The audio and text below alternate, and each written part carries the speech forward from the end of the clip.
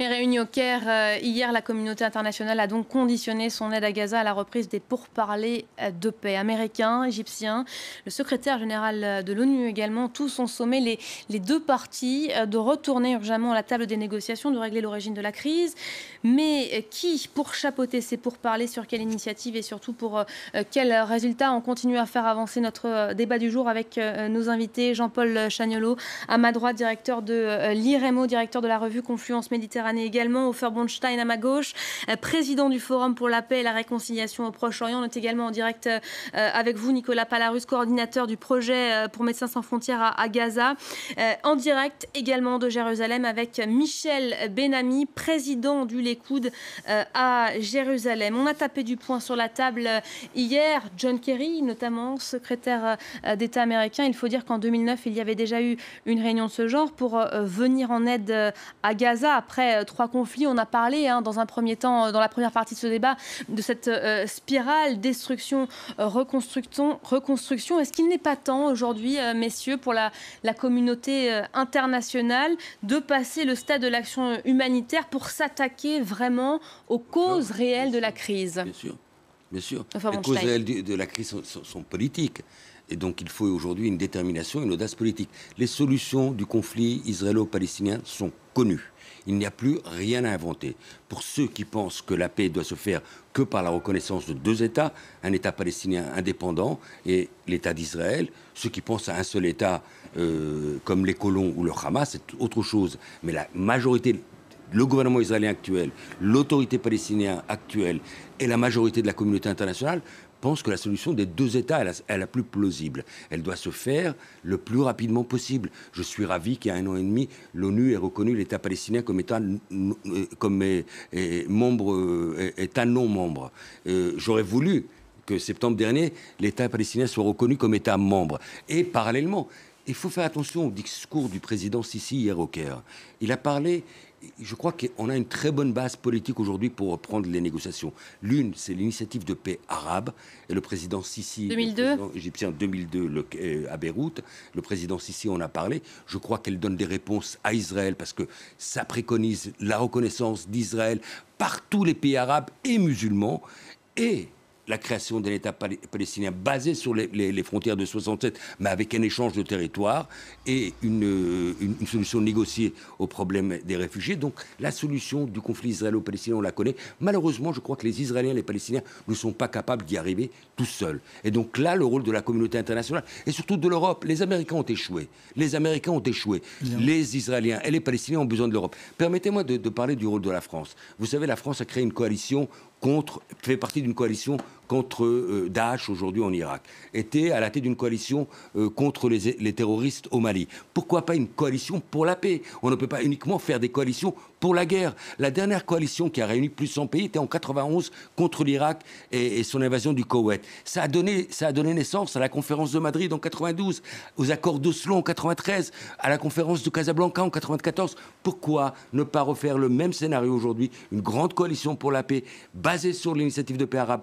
basée sur le discours de Netanyahou à Bar-Ilan, basée sur la volonté de la communauté internationale, et ensuite impulser économiquement une nouvelle réalité pour Israéliens et Palestiniens. Qui, justement, pour chapeauter ces négociations, c'est pour parler de paix? Juste un tout petit mot en réaction d'abord à ce qu'on a vu sur Jérusalem-Est. Jérusalem-Est a été illégalement annexé par Israël. Et on s'étonne que régulièrement, de jeunes Palestiniens, c'est plutôt les jeunes qui font ça, eh bien, disent leur indignation, leur frustration, et ça produit évidemment des heurts, surtout quand c'est du côté de l'esplanade des mosquées. Et aussitôt, le gouvernement israélien va dire ce sont des extrémistes. En réalité, ce sont des gens qui sont sous occupation et c'est parfaitement illégal.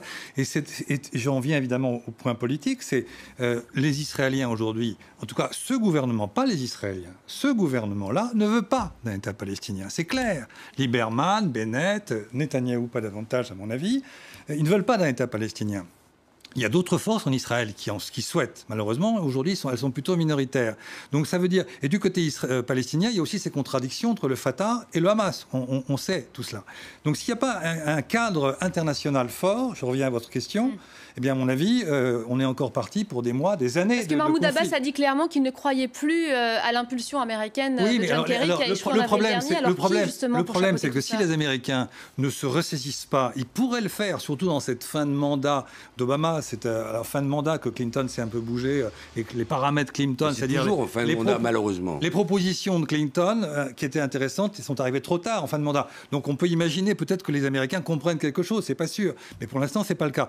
Malheureusement, et je suis pas d'accord avec malheureusement avec Ofer Bronstein, j'aimerais l'être, en disant les Européens. Mais les Européens sont complètement divisés et malheureusement ne sont pas capables d'impulser une initiative. Alors là aussi, on peut rêver. Moi, je veux bien, et que les Européens se saisissent de cela. Les Suédois viennent de reconnaître l'État palestinien, les Français y pensent, mais ce n'est pas de ça dont il s'agirait. Il s'agit de poser un cadre de véritable négociation pour arriver à une paix juste, et une paix juste qui conduise, bon, là, ça a été dit, à un État palestinien à côté de l'État d'Israël. Et tant, juste une dernière phrase, tant qu'il n'y aura pas un État palestinien à côté de l'État d'Israël, eh bien, ces questions qu'on vient de voir, à Jérusalem-Est, en Cisjordanie, ou les images qui sont derrière vous, là, de destruction, on va les revoir dans quelques mois, dans 1 an, 2 ans, 3 ans, c'est sûr. On va donner la parole à Michel Benami, qui intervient en direct de Jérusalem, président du Likoud. Vous entendez ce que les invités en plateau disent ici.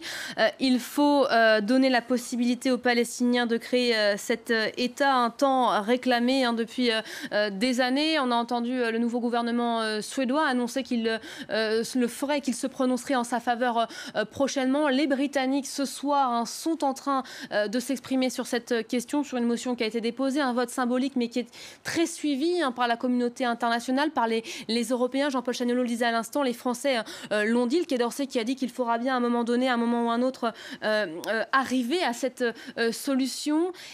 Israël est-elle prête demain à retourner à la table des négociations avec les Palestiniens, comme réclamé par la communauté internationale, pour aboutir notamment sur cette question qui est une question clé, la création d'un État palestinien? Oui, bien sûr. Je suis peu du même avis des gens qui sont sur le plateau. Il ne nous reste plus qu'à espérer, puisque nous, on voit les choses autrement. On sait que Mahmoud Abbas n'est pas accepté à Gaza. Il a été imposé par l'Égypte. Personne en Israël ne veut un État binational. Je ne peux pas parler au nom de Bennett ou de Lieberman, mais même Bennett et Lieberman ne veulent pas en Israël un État binational. On veut tous un État palestinien à nos côtés. Juste ce qu'on ne comprend pas en Europe, c'est que cet État palestinien ne nous reconnaît pas. Pour que Mahmoud Abbas puisse être reçu à Gaza, il a fallu qu'il fasse un discours à l'ONU où il a renié la Shoah, où il nous a insulté les Israéliens, alors que nous, on est prêts à discuter, à parler, à dessiner une carte du futur État palestinien. Je vais demander quelque chose aux Européens, aux Français. Aidez-nous à aider les Palestiniens. Parce que quand vous ne comprenez pas la carte et vous venez parler de Jérusalem et vous parlez des implantations de Jérusalem, vous ne reconnaissez pas Jérusalem israélienne, vous faites plus de tort que de bien à la solution d'un conflit israélo-palestinien. En disant cela, je voudrais rebondir là-dessus. Si quelqu'un ne reconnaît pas Jérusalem comme Israël, il n'a aucune discussion avec nous. C'est comme si on ne reconnaît pas que Paris fait partie de la France. Ce n'est pas sérieux de dire ça. Je peux répondre à ça? Oui, allez-y, répondez. Ce n'est pas une position personnelle, ce n'est pas la position des Européens. C'est absolument un contresens de dire ça, et les téléspectateurs doivent en avoir conscience. C'est la position du droit international, c'est la position des Nations Unies, c'est même la position des Américains, c'est la position de l'ensemble du monde. Que Jérusalem-Est est illégalement annexée. Il y a des résolutions du Conseil de sécurité qui le disent et qui le critiquent. Et dans ces résolutions, les États-Unis n'ont pas mis leur veto. Il est bien clair, il n'y a pas une seule ambassade. Il n'y a pas une seule ambassade d'un pays étranger, pas même celle des États-Unis, à Jérusalem pour cette question-là. Donc c'est quand même tout à fait inacceptable. Michel Benami, votre droit de réponse, j'entends que vous voulez intervenir. Oui, justement, souvent ces derniers jours, on parle du droit international. Rappelez-moi par rapport au droit international, est-ce que Chypre est une partie de la Turquie? Est-ce que le Tibet fait partie de la Chine? De quel droit international? Qui se fait des lois dans l'international?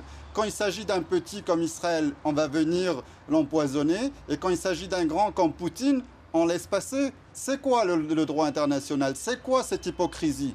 Venez voir la carte sur place. Les Israéliens et les Palestiniens se sont assis et ont discuté des frontières.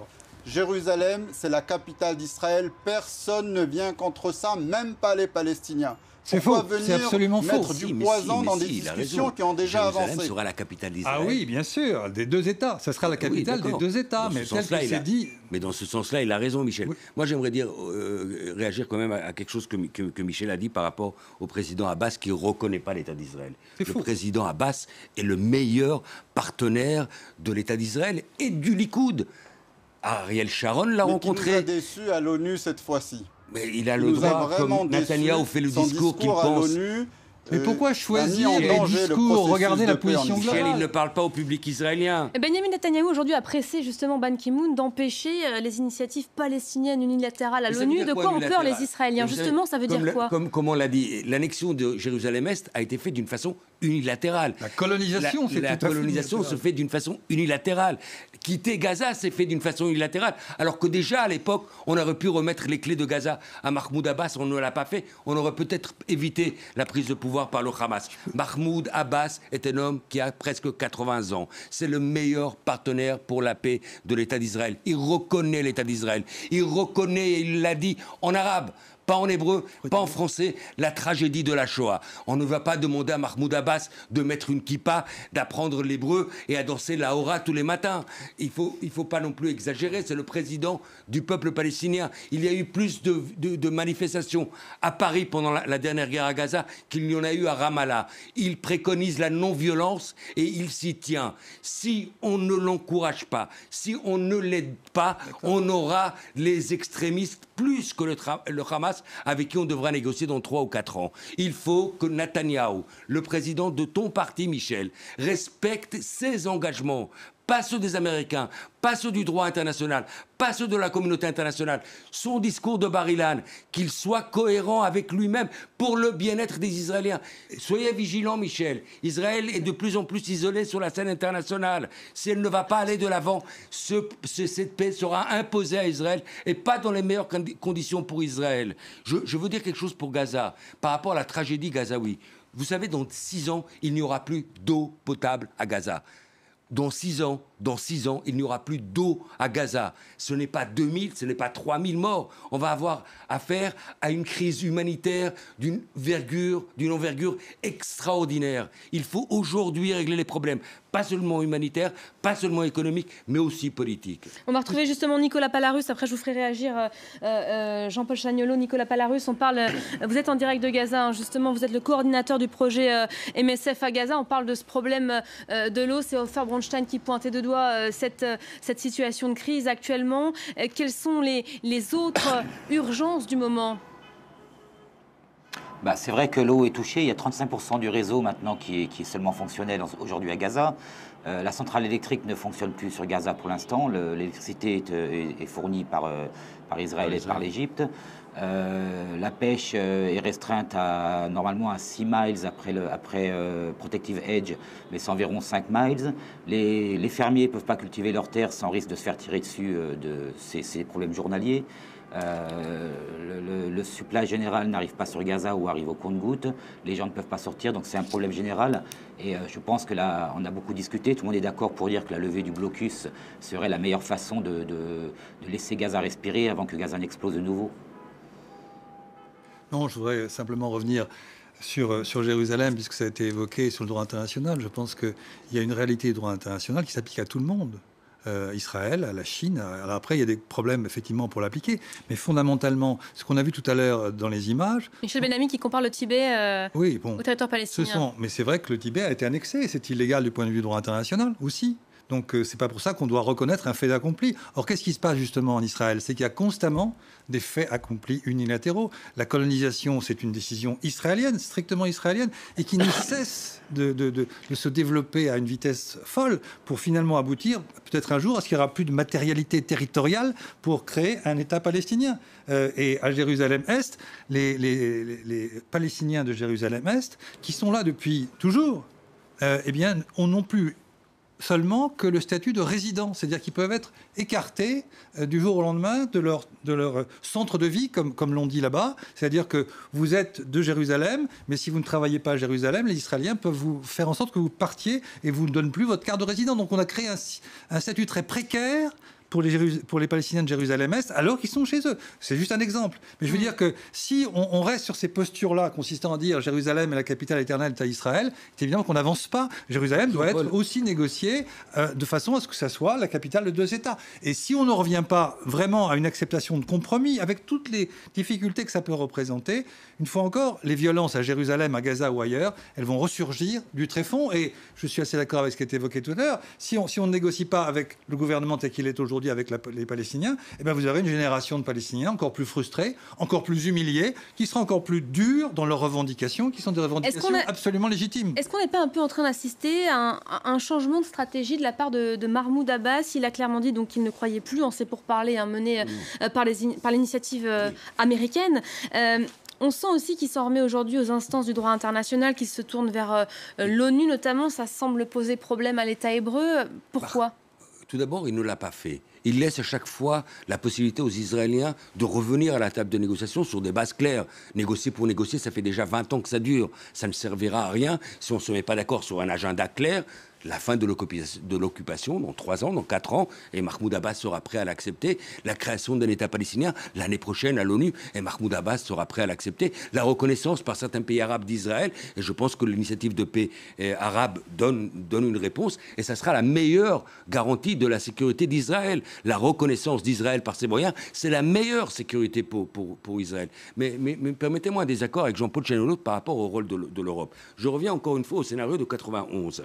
On se retrouve presque aujourd'hui dans un scénario identique. Il y a une coalition internationale contre les terroristes de l'État islamique entre l'Irak et la Syrie. Et une coalition internationale a été aussi créée en 91 contre Saddam Hussein quand il a envahi le Koweït. On peut aujourd'hui, face à il y a toujours des coalitions internationales à laquelle la France participe pour faire la guerre. Pourquoi pas une coalition internationale que la France pourrait mener, que la France devrait vouloir, et que l'Europe, je suis persuadé, il y adorerait, comme on a eu la conférence de Madrid en Europe en 92, on peut avoir la conférence de Paris en 2015 qui donnera suite à des accords de paix entre Israël et Palestine. Pour cela, il faudrait que les Européens, moi je ne demande pas mieux, effectivement, mais il faudrait qu'ils aient du courage et qu'ils soient capables de se mettre d'accord. Or, ils n'ont pas beaucoup de courage politique. Moi, j'ai participé à beaucoup de discussions dans différentes capitales européennes, avec des spécialistes dans chacun des pays, et je voyais à quel point, en Allemagne, par exemple, pour des raisons historiques d'ailleurs, qu'on peut comprendre. Mais non. L'Allemagne, c'est autre chose. Non, mais je veux dire, c'est un exemple. Et on pourrait c'est les Allemands qui ont le plus contribué hier. Oui, mais bien sûr, ils mettent un maximum en termes financiers, en termes d'armement aussi, les sous-marins qu'ils fournissent à Israël, tout ça, c'est OK. Mais je veux dire, il y a des raisons qu'on peut tout à fait accepter, mais le résultat de tout ça, c'est qu'on a une Europe divisée et franchement pas très capable d'initiative. Alors pour ce débat, messieurs, je vous laisse le mot de la fin. Un monde arabe qui n'est pas déterminé non plus à régler le problème. Moi, j'aurais voulu voir Israël hier au Caire. Il faut qu'Israël fasse partie, pas seulement du problème, mais de la solution. Donc il faut que le monde arabe embrasse Israël aussi. Il faudrait surtout que le gouvernement israélien accepte l'idée qu'on aille dans des négociations, non pas pour être dans des négociations, mais pour aboutir. C'est ça la grande question. On va laisser le mot de la fin à Michel Benami, qui est loin et qui a eu du mal à intervenir sur ce plateau. Michel Benami, vous avez le mot de la fin, on vous écoute. Oui, je vais vous dire pourquoi la France est mal vue en Israël par rapport au conflit palestinien. Et pour nous, à nos yeux, ils ne peuvent pas être objectifs. Parce qu'en France, il y a un électorat arabe important. Et à chaque fois qu'on emmène les problèmes israélo-palestiniens du côté de la France ou du côté de l'Europe, on a l'impression qu'ils ne nous comprennent pas du tout. Alors que juste même avec vous dans ce plateau, on peut avoir demain un État palestinien. Parce que nous, on a poussé à avoir un aéroport et un port à Gaza, mais dans une Gaza démilitarisée, une Gaza qui veut la paix, une Gaza qui veut être Singapour. Il ne faut pas se fermer les yeux. Même pendant la guerre à Gaza, Israël a continué à donner de l'électricité, de l'eau et du pain aux Gazaouis. Donc nous, on veut la paix plus que les autres. Juste si vous voulez cesser d'en parler, il faut aider être les capable de la faire vraiment et pas simplement de l'évoquer. Voilà, ce sera le mot de la fin. Merci beaucoup Michel Benami, merci Jean-Paul Chagnolot. On vous a entendu, il faut passer à l'action, arrêtez de parler. Merci aussi Ofer Bronstein, vous êtes toujours optimiste, on vous invitera en plateau sur ce sujet. Nicolas Palaru également, qui était avec nous en direct de Gaza. Merci à tous, c'est la fin donc de ce débat. On se retrouve tout de suite dans un instant pour un œil sur les médias.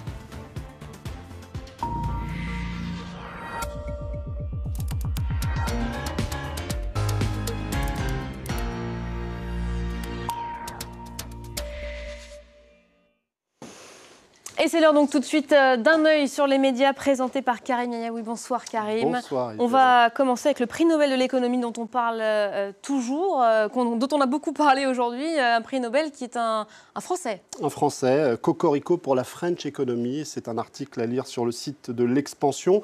Il y avait aussi la fierté du Premier ministre Manuel Valls qui l'a tweeté en écrivant « Patrick Modiano il y a quelque temps ». Eh bien, un autre Français est au firmament. Félicitations à Jean Tirole. Quel pied de nez au French bashing. C'est vrai que l'économie française... Dont on parle beaucoup en ce moment. Dont on parle beaucoup en ce moment, parfois et souvent même du côté des médias britanniques. Alors cet homme a des idées, il les a déjà formulées à plusieurs reprises, notamment en 2003. Et d'ailleurs le Huffington Post se demandait si Manuel Valls partageait des opinions que certains trouvent assez radicales, fortes en tout cas. Par exemple, il veut supprimer la distinction entre le CDI et le CDD. C'est une idée qu'il avait évoquée dès 2003. Essayer de réduire aussi la réglementation très lourde dans le monde des entreprises pour faciliter un petit peu les choses et puis mettre un petit peu la pression sur ces entreprises justement. Alors évidemment, on parle de ces économistes français dans un certain nombre de médias puisque l'économie française est à la fête. On a beaucoup parlé de Thomas Piketty ces derniers mois à cause de son livre qui s'est très bien vendu aux États-Unis et le FMI a récompensé un certain nombre de jeunes économistes, moins de 45 ans. Et sur les 25 qui ont été récompensés, 7 sont français, comme quoi les économistes français ont des idées et ça se porte plutôt pas mal au niveau de la réflexion économique. Alors il faut tout de même tempérer un petit peu les choses parce que s'ils ont commencé pour la plupart d'entre eux leur cursus en France, ils l'ont souvent fini aux États-Unis, notamment du côté du MIT. 6 sur les 7 Français que je viens d'évoquer travaillent, réfléchissent du côté des États-Unis. La tentation américaine, comme on dit. En France, Dominique Strauss-Kahn est-il redevenu totalement fréquentable pour le Parti socialiste? La question est lancée. La question est lancée. Alors, vous vous souvenez peut-être de cet anniversaire où Dominique Strauss-Kahn s'était rendu en 2012. C'était l'anniversaire de Julien Drey, un de ses proches. Il n'avait pas prévenu. Et lorsqu'un certain nombre de socialistes se sont rendus compte qu'il était là, eh bien, ils se sont tout simplement sauvés. Alors, les choses ont, semble-t-il, changé. C'est ce que souligne le Lab, puisque 2 ans plus tard, anniversaire, encore une fois, celui de la communicante de DSK. Et cette fois-ci, Manuel Valls, Jean-Christophe Cambadélis ou encore Jean-Marie Le Guen sont restés. Alors, il n'y a qu'un pas pour faire, selon Le Monde, pour publier cet article, eh bien, DSK n'est plus persona non grata. Alors, c'est peut-être aller un petit peu vite en besogne. Le Monde souligne que c'est peut-être aussi une opération de communication puisqu'il y a cette affaire du Carlton qui doit être jugée dans les prochains mois. En tout cas, Dominique Strauss-Kahn, cette fois-ci, on ne l'a pas fui. On évoque maintenant le Kurdistan où une combattante peshmerga, une combattante kurde, donc, est devenue une icône. Mais les photos, attention, sont parfois trompeuses. Les photos sont parfois trompeuses. Alors, du côté de Kobané, les combats continuent. Et un certain nombre de spécialistes, comme ici sur le site du Figaro, soulignent que c'est plus compliqué pour l'organisation de l'État islamique qu'ils ne l'avaient sans doute prévu. Ils ont même été obligés d'appeler des renforts de Raqqa pour venir face aux combattants kurdes qui ne se laissent pas vaincre. Alors, il y a une femme qui est devenue un petit peu un symbole. On en parle notamment sur le site du Parisien, qui écrit « Le pire cauchemar de l'organisation de l'État islamique a désormais un nom et un visage ». Naline Afrin, c'est son nom de guerre, 40 ans, belle, calme, intelligente et surtout remarquable stratège. On lui rend hommage aussi sur Twitter, notamment des hommes politiques français. À droite, Jean-Jacques Guillet qui dit « Honneur à Naline Afrin, femme qui commande à Kobané les Kurdes résistants aux djihadistes ». Et Nicolas Bays qui tweet même cette photo. Le problème, comme le souligne le photographe qui a pris cette photo, eh bien, elle n'a pas été prise à Kobané. Et il y a peu de chances que cette femme qui apparaît soit cette fameuse rebelle qui commande à Kobané. Un dernier mot assez rapidement, on est pris par le temps. Les médias qui s'interrogent toujours Où est donc passé Kim Jong-un, le leader nord-coréen? Alors c'est une question récurrente. On la pose notamment sur le site de Marianne. Un coup de fatigue, un coup de pub ou un coup d'État? Très difficile à savoir. Il y a eu tout un tas de rumeurs, notamment du côté de la presse britannique, qui expliquait qu'il allait très mal parce qu'il avait mangé trop d'emmental, parce que c'est pas bon pour la santé d'en abuser.